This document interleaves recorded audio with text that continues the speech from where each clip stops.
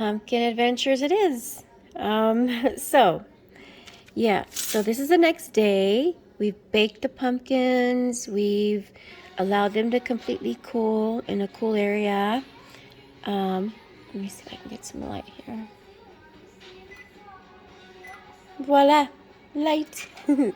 So, first off, what I can see is a huge difference. So here we've got the Cinderella pumpkin. See, it's white. And it's got massive pulp. I mean, goodness. Look at all that. Look at all that right there. It's tender. Okay. Here I have the sugar pumpkin. This is what I've always used before being introduced to the idea of a Cinderella pumpkin to be baked. It's really soft, but there's a smaller amount to work with, you know?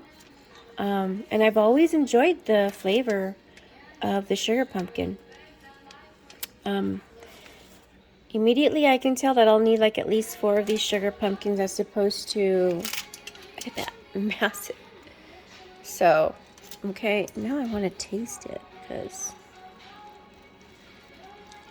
and it's really soft. What I plan on doing is peeling the skin off, putting them into a puree, you know, and then portion them out according to recipe. Let's taste it. It's really soft. Look at that color though, really orange.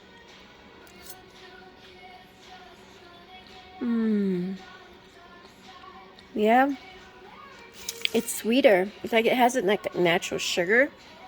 I'm pretty sure if you roast them, they'll even be, gosh, it's really good. Now the pumpkin here, the sugar pumpkin, let me pick one. It's just really, I'll grab a different fork. All right, so now I want to taste this sugar pumpkin. Let me see. Oh, look but it's softer. Look at that. Let me taste it.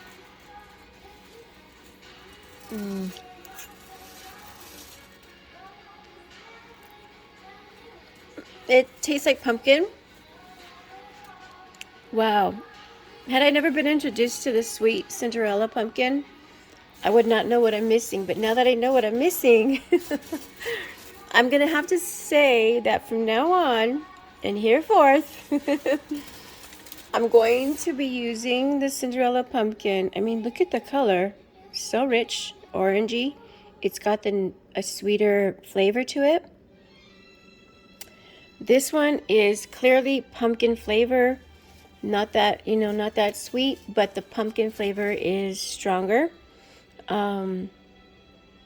What if I used them both? What if I used one sugar pumpkin to Cinderella pumpkin?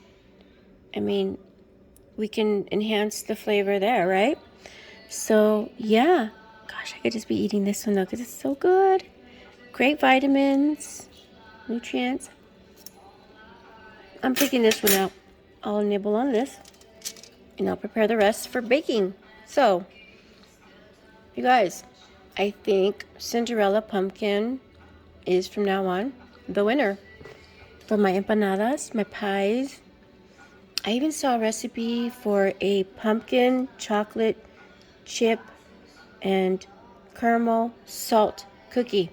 I mean, that's crazy, right? Dark chocolate with salt and caramel and pumpkin flavor. Gosh, that's like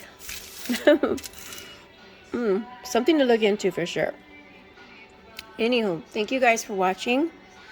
Yeah, if you have any questions, leave me a comment. And in the meantime, you guys be safe, take care, and God bless.